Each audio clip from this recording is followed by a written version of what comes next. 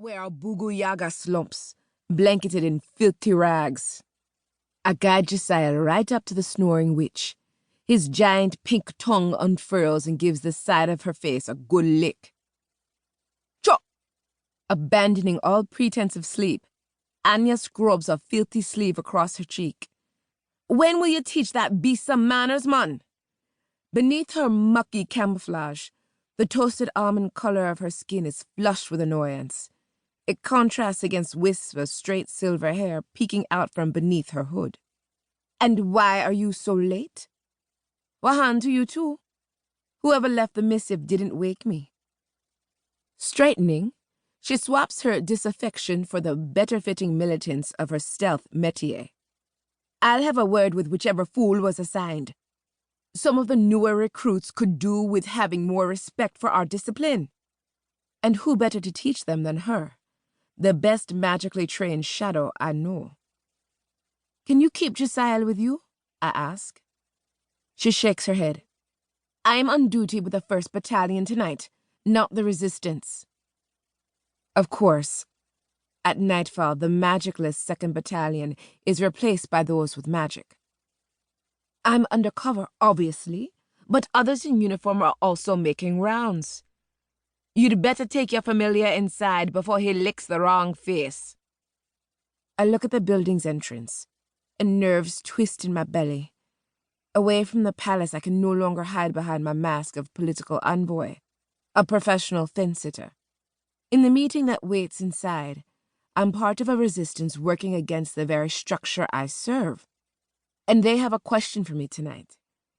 My answer won't please us both.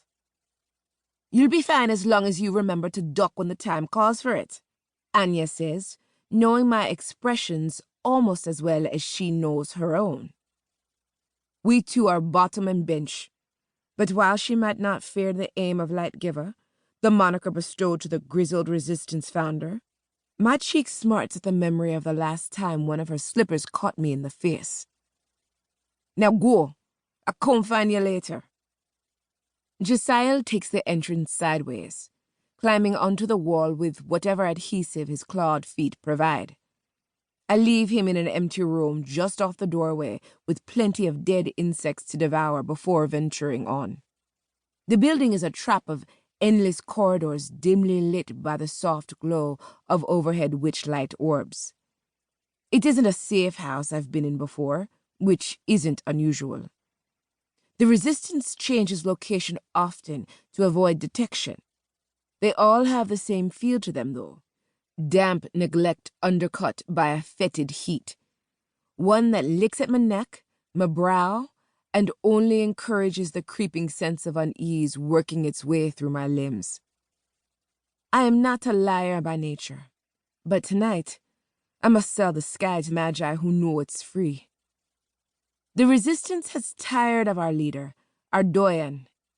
In the beginning, along with the rest of our order, they admired her decisions, praised their bloom in the garden of her rule.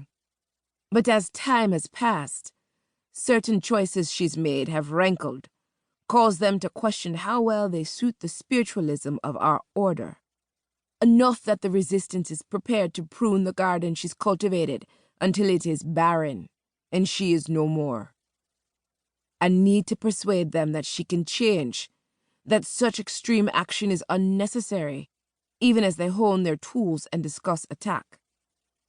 Soon snatches of patois sound from behind a vast sliding metal door, but it's too quick for me to catch.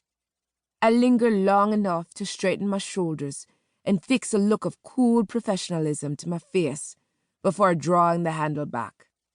The door creaks awkwardly upon opening. Behind, a small party of 14 or so Alumbrar, now silent, turn to see who's entering. Be measured. Be steady, I will myself. Lightkeeper is seated on a stool at the head of their gathering, straight-backed and formidable as any elder. Her eyes narrow. You're late, emissary. Her tobacco-rough croak is full of reproach.